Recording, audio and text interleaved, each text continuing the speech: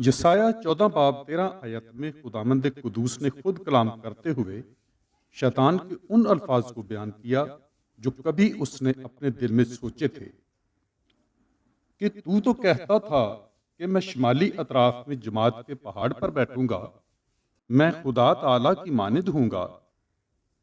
जमात के पहाड़ से यहाँ मतलब जमात का ढेर, जमे गफीर, बहुत बड़ी भीड़, कसरत आबादी, इज्तमाए अजीम या अक्सरियत अवाम है।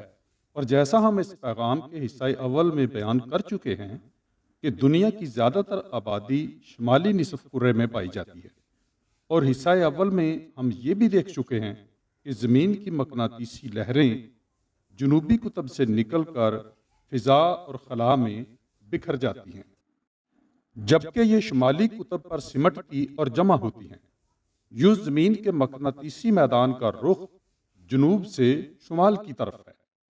और अब हमें ये समझना होगा कि ज़मीन के मादे जिनसे ज़मीन बनी है इस मकनातीसी कुव्वत से अलग या मुबर्रा नहीं। ज़मीन की धातों में सबसे ज़्यादा फीसद मिकदार सिलिकॉन धातु की है, जो मकनातीसी कुव्वत के लिए सबसे ज़्यादा कारगर और इसकी सबसे बड़ी सहूलतकार है। दूसरे नंबर पर लोहा मकनातीस के लिए ज़्यादा कारामद है। बस जब ज़मीन के बनावटी मादे मकनातीस से मुंसलिक हैं तो इस मकनातीसी कुव्वत के ज़ेरे असर ज़मीन के ठोस मादे यानी खुश्क ज़मीन शुमाल की तरफ इकट्ठी होती गई, जिस तरह मकनातीसी लहरें शुमाल की तरफ इकट्ठी होती हैं। यूं खुश्की का ज़्यादातर हिस्सा शुमाल की तरफ खिसक गया। अब देखा जाए तो इंसान का जिस्म भी तो इसी ज़मीन की मिट्टी, पानी और धातुओं से बना है। जिस तरह वो ज़मीन की कश सिकल यानी ग्रेविटी के साथ बंधा हुआ है, इसी तरह वो ज़मीन की मकनातीसी कुव्वत से भी बंधा हुआ है। बस ज़मीन की मकनातीसी कुव्वत इंसानों को भी उनके ना जानते हुए उनको शुमाल की तरफ धकेलती चली गई, और उनकी ज़्यादातर नस्लें खते इस्तवा के शुमाली हिस्सों की तरफ मुंतकिल होती चली गई। ये इंसानी ज़िंदगी पर होने वाला एक फिजिकल इफेक्ट है। शायद इस नुक्ते को समझना आपको दुश्वार लगे, लेकिन मद्दोजज़र की मिसाल इसे समझने में आपके लिए आसानी पैदा करेगी। चांद ज़मीन से 1,86,000 किलोमीटर दूर है, लेकिन इतने फासले से भी उसकी कशिश हमारे समुद्रों के पानी पर असरअंदाज होती है। जैसे जैसे चांद आगे हरकत करता जाता है, पानी की चांद की तरफ खिंची हुई बुलंद सतह अगले से अगले इलाकों की तरफ मुंतकिल होती जाती है। जब चांद बुलंदी की तरफ आता है तो साहिलों पर पानी की सतह बुलंद हो जाती है। जब चांद नीचे चला जाता है तो साहिलों का पानी उतर जाता है। एक और मजहर सूरज या चांद को ग्रहण लगने और इंसानी जिंदगियों पर इनके असरात का है। दुनिया में ऐसे बहुत से इंसान पाए गए हैं जिनके बदन पर सूरज या चांद के ग्रहण के निशानात होते हैं। खुदा ने सूरज को दिन का हुक्मरान मुकर्रर किया था और चांद को रात का हुक्मरान करार दिया था। पैदाइश पहला बाब 14 से 19 आयात और ज़बूर 136 7 से 9 आयात। लेकिन जब इनकी इस दिन रात की तरतीब में इन्हिराफ आता है तो ग्रहण बनता है। होता यूं है कि जब सूरज, जमीन और चांद एक लाइन में आ जाए तो ग्रहण का मजहर वकूअ पजीर होता है। अगर चांद जमीन और सूरज के दरमियान आ जाए तो सूरज ग्रहण, और अगर जमीन सूरज और चांद के दरमियान आ जाए तो चांद ग्रहण बनता है। दोनों सूरतों में वो बच्चे जो अभी बतने मादर में परवरिश पा रहे होते हैं, उनमें से बाज पर इस ग्रहण के असरात मुरतब हो जाते हैं। ऐसा इसलिए होता है कि सूरज, जमीन और चांद तीनों की कशिशी कुव्वतें एक लाइन में आ जाती हैं, जो जमीन के मौसम और बच्चों की परवरिश के अमल पर असरअंदाज होती हैं। इसलिए कि बच्चे के बदन में तरतीब पाने वाले अर्जी मादे सूरज, चांद और जमीन की ग्रेविटी और मकनातीसी लहरों के दायरा असर में होते हैं, और इन अजराम फल्की की मजमूई कशिश के سبب ان مادوں کی ترتیب میں تبدیلیاں رونما ہو جاتی ہیں۔ اگر اتنے زیادہ فاصلے سے سورج اور چاند کی کشش زمین کے مادوں پر اثر انداز ہوتی ہے تو زمین کی اپنی کشش جو اس کے ارد گرد اور اندر موجود ہے اس کا اثر کتنا زیادہ ہوگا۔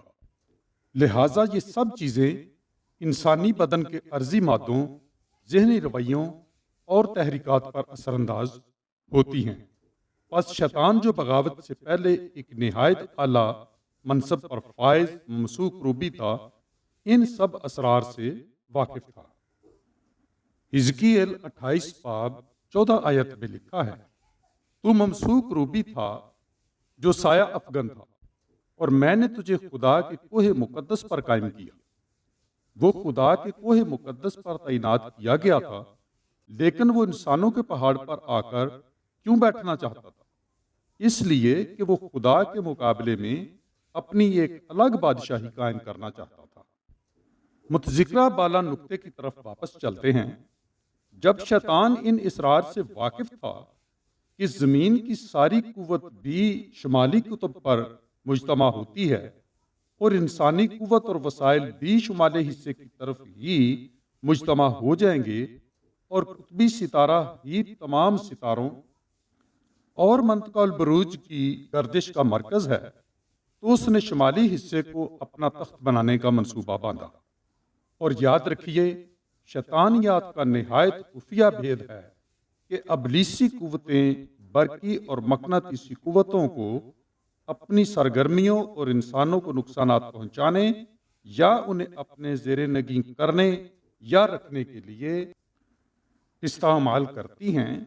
ایک اور دلچسپ بات بتاتا چلوں کہ دنیا کے تمام جنریٹر مقناطیسی قوت ہی کے سبب بے پناہ برقی قوت یعنی بجلی پیدا کرتے ہیں، اور انسانی دل بھی اپنے اندر ایک برقی جنریٹر رکھتا ہے۔ دل کی دھڑکن اور خون کی پمپنگ برقی کرنٹ ہی کے سبب واقع ہوتی ہے، اور مزید یہ کہ یہ زمین ہی کی مقناطیسی قوت ہے جو بادلوں میں بھی بجلی پیدا کرنے کا باعث ہے۔ لہٰذا ابلیس مقناطیسی قوت اور انسانی وسائل اور قوتوں کے مرکز یعنی قطب شمالی کو اپنا جائے تخت بنانا چاہتا تھا تاکہ وہ قطبی ستارے کا مقام حاصل کر لے اور انسانی زندگی کو کنٹرول کرنے والی قوتوں کا مالک بن جائے۔ پیغام: عزیزو، آئیے خدا کی فرما برداری میں ترقی کریں۔ شیطان نے ہمیشہ انسان کو اپنے زیر اثر اور ماتحتی میں رکھنے کی کوشش کی ہے، اور اب وہ زیادہ زور و شور سے مصروف کار ہے کیونکہ وہ جانتا ہے کہ اس کا تھوڑا ہی وقت باقی رہ گیا ہے۔ مکاشفہ 13 باب کے مطابق وہ وقت آنے والا ہے جب شیطان ہمارے چلنے پھرنے، کھانے پینے اور خرید و فروخت کو بھی اپنے کنٹرول میں کر لے گا۔